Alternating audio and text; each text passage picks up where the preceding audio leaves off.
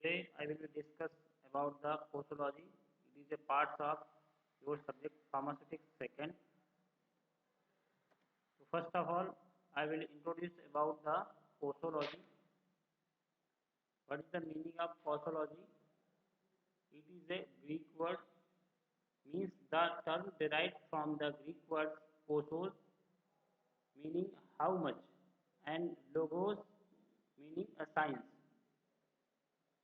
So posology is the branch of medical science which deals with dose or quantity of drugs which can be administered to a patient to get the desired pharmacological action. The dose of a drug cannot be fixed rigidly because there are so many factors which influence the doses. The official doses represent the average range of quantities suitable for the adults which administered orally within 24 hours. When other routes of administration are followed, the relevant appropriate dose given. So that responsibility of a pharmacist to calculate the appropriate dose for each and every patient to satisfy himself that the overdose has not been prescribed. Posology का मतलब है कि हमें कितनी मात्रा में किस patient को मेडिसिन देनी है as per medicine pharmacological action. Posology मतलब ये एक ब्रांच है मेडिकल साइंस की जो डोज और क्वांटिटी, जो हमारी मेडिसिन है उसकी डोज और उसकी अथवा उसकी क्वांटिटी पे डिपेंड करता है कि हमें कितनी मात्रा में पेशेंट को किस बेस पे दवाई देनी है जिससे कि उसका जो एक्शन है वो प्रॉपरली पेशेंट को मिल सके। तो the dose of a drug can not be fixed rigidly, मतलब हम लोग किसी भी एक फाइनल डोज को सबके लिए बराबर नहीं रख सकते हैं क्योंकि इसके बहुत सारे फैक्टर्स हैं अलग अलग जो कि डोज के प्रभाव को प्रभावित करते हैं। तो ये आपका था इंट्रोडक्शन। नेक्स्ट है factor influencing dose. There is a many factors like age, sex, body weight, route of administration, time of administration, then idiosyncrasy, tolerance, tachyphylaxis, metabolic disorder. So these are a factor influencing of a dose. So first is the age. The pharmacokinetics of many drugs changes with the age, so the age of a patient has a great significance. जो pharmacokinetics है मतलब उसका drug का absorption, distribution, metabolism of excretion. जब हम कोई भी medicine लेते हैं तो उसका एब्जॉर्प्शन होता है, उसके बाद डिस्ट्रीब्यूशन होता है, उसका मैकेनिज्म, उसका एक्सक्रीशन, ये है हमारा फार्माकोकाइनेटिक्स। तो उसकी जो फार्माकोकाइनेटिक्स है वो एज के बेस पे डिपेंड करता है। In case of childrens and old people need a lesser amount of a drug than a normal adult dose. इसका मतलब है कि जो एक पर्टिकुलर एडल्ट डोज है, सपोज आपकी कोई भी साल्ट है, पैरासीटामोल है या आपका डाइक्लोफेन है, तो इनकी जो एडल्ट डोज है जैसे पैरासीटामोल 650 में भी आता है, 500 भी आता है, तो जो एडल्ट डोज है वो 500 है। तो चिल्ड्रन को कितनी देनी है और बहुत ज़्यादा ओल्ड पीपल्स हैं वो कितनी मात्रा में देनी है जिससे कि उसका फार्माकोलॉजिकल एक्शन हमें मिल सके। तो ये एक फैक्टर है as, because they are unable to excrete drugs to that extent adults. Next है हमारा सेक्स। इसमें वुमेन्स और मैंस के ऊपर क्या फार्माकोलॉजिकल एक्शन रहता है ड्रग का, वो इसलिए देखा जाता है। तो women do not always respond to the action of a drug in the same manner as it is done in man. इसका मीनिंग है जो भी मेडिसिन एक मैन की डोज रहती है या जो भी मेडिसिन सब मैन को देते हैं वही मेडिसिन अगर वुमेन्स को देंगे तो कुछ ना कुछ उसका रिस्पॉन्स अलग आएगा कंपेरिजन टू मैन। जैसे मॉर्फिन है एंड बार्बिट्रेट्स हैं, ये क्या करती हैं, प्रोड्यूस करती हैं more excitement before sedation in womens during lactation के टाइम पे जो एंटी हिस्टामिन्स हैं लाइक मॉर्फिन एंड टेट्रासाइक्लिन, ये बेसिकली रेस्ट्रिक्टेड होते हैं फॉर वुमेन्स। तो ये है सेक्स। कुछ दवाइयाँ ऐसी होती हैं जो वुमेन्स की के लिए इतना रिस्पॉन्सिबल नहीं होती है जितना मेंस में होती हैं।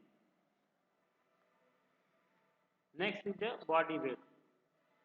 Average adult dose is mentioned either in terms of mg per kg body weight or as a single dose for an adult weighing between 50 to 100 kg weight. However, the dose is not applicable for children and malnourished patients. तो जो body weight है वो mg पर kg body weight के according medicine calculation करके दी जाती है। अगर हमने ज़्यादा वेट पर्सन को भी 250 mg दी सपोज, और कम वेट वाले को 250 दी, तो जो ज़्यादा वेट वाला हो सकता है उसको 250 mg की मेडिसिन का फार्माकोजेनेटिक एक्शन या रिस्पॉन्स हमें पूरी तरीके से ना मिले, इसलिए हम बॉडी वेट भी कैलकुलेट करते हैं, उसके अकॉर्डिंग ड्रग्स देते हैं। तो ये भी एक फैक्टर है जो हमारी डोज के प्रभाव को, दवाई की जो डोज है उसके प्रभाव को कम करता है।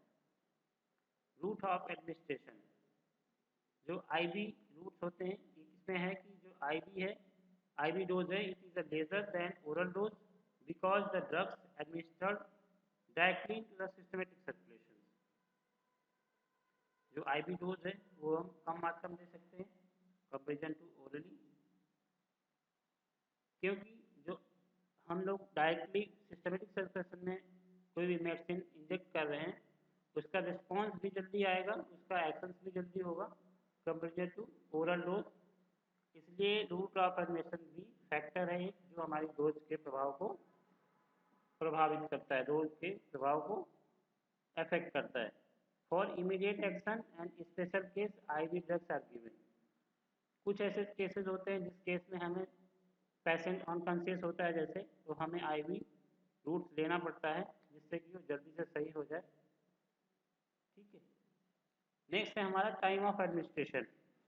The presence of food in stomach can delay the absorption of drugs while drugs are rapidly absorbed in empty stomach. अब इसमें क्या है, टाइम ऑफ एडमिनिस्ट्रेशन का मतलब है कि कोई मेडिसिन ऐसी होती है जो हमें खाना खाने के पहले खानी होती है या खाना खाने के बाद खानी होती है। तो ये डिपेंड करता है कि आपको किस टाइम मेडिसिन लेनी है, क्योंकि खाना खाने के पहले मीन्स जो आपका पेट खाली होता है at the time of empty stomach, उस मेडिसिन का एक्शन जो है, एब्जॉर्प्शन जो है फास्ट होता है comparison to after the fooding. तो टाइम ऑफ एडमिनिस्ट्रेशन एक फैक्टर है जो हमारी डोज के प्रभाव को अफेक्ट करता है। The irritating drugs are better tolerated if administered after meals. कुछ ड्रग्स ऐसी हैं जो खाना खाने के बाद हम लोग लेते हैं जिससे कि उसका इफेक्ट जो है बहुत ज़्यादा इरिटेटिंग हो जाता है। इसलिए time of administration is the more important factors for affecting the dose. Accumulation. This is a term. Additive effect. It is a term in synergy and antagonism.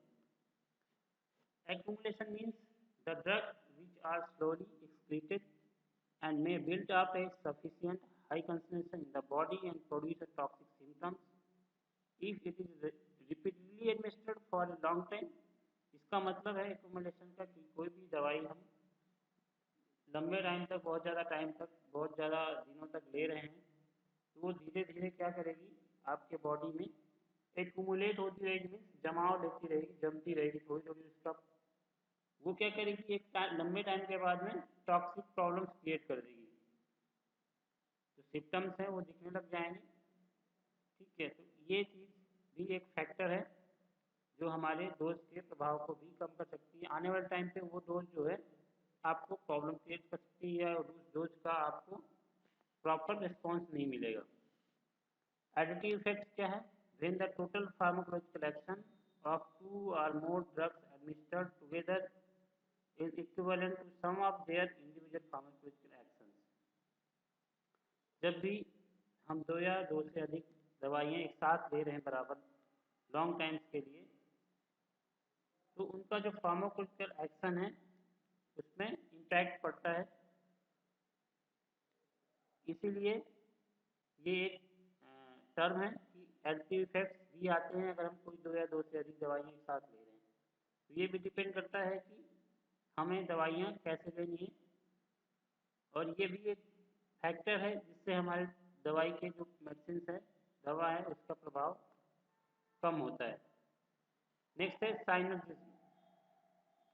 When two or more drugs are used in the combination form, साइनर्जिज्म का मतलब है कि जब 2 या 2 से अधिक drug use कर रहे हैं कॉम्बिनेशन में, and their action is increase, और उसका एक्शन जो है ज़्यादा होता है, मीन्स उसका जो प्रभाव है वो ज़्यादा पड़ता है। तो ये भी एक क्या है, फैक्टर्स है। ये सब प्रॉब्लम्स क्रिएट होती है, ये सब फैक्टर्स के अंदर आते हैं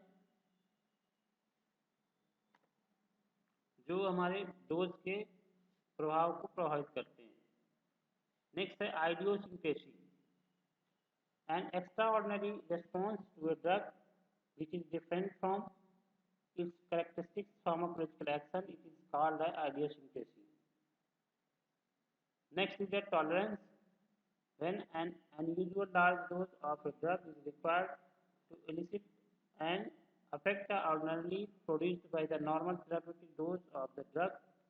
This phenomenon is termed as a drug tolerance. Tachyphylaxis. It has been observed that when certain drugs are administered repeatedly at short intervals, the cell receptors get blocked and pharmacological actions or response to that particular drug is decreased. This phenomenon is called as a tachyphylaxis or a acute tolerance. Tolerance मतलब, इसका मतलब कि जब भी कोई आप long time से दवाई ले रहे हैं, बहुत लंबे टाइम तक लेते रहेंगे, तो उसका प्रभाव जो है पर्टिकुलर डिजीज के लिए कम होने लग जाएगा। बहुत जल्दी जल्दी ले रहे हैं तो वो दवाई मतलब आपको अफेक्ट नहीं करेगी। नेक्स्ट है आपका metabolic disorder, changes in water electrolyte balance and body temperature and other physiological factors, it may modify the effect of drug. तो ये भी क्या है, इसकी वजह से भी हमारे जो दवाई है, ड्रग है, उसका प्रभाव कम होता है। तो it is a also factor influencing of dose of drug. Next is a calculation of dose. So calculation of dose based upon the age, based upon the body weight. So first is a based upon the age. There is a 3 formulas. First is Young's formula, second is Debye formula, third is Fright's formula. First is Young's formula, means age in year oblique age in year plus 12 into adult dose. Dilling's formula, age in year oblique 20 into adult dose. Fright's formula, age in month oblique 150 into adult dose. There was a 3 formula for calculation of dose as per the age. Next is the dose calculation based upon the body weight. It also known as a Clark's formula. Formula is a child weight in pounds oblique 150 into adult dose. Next, child weight into kg in kg oblique 70 into adult dose. So dose calculations. Next one is the third is the dose calculation based upon the surface area.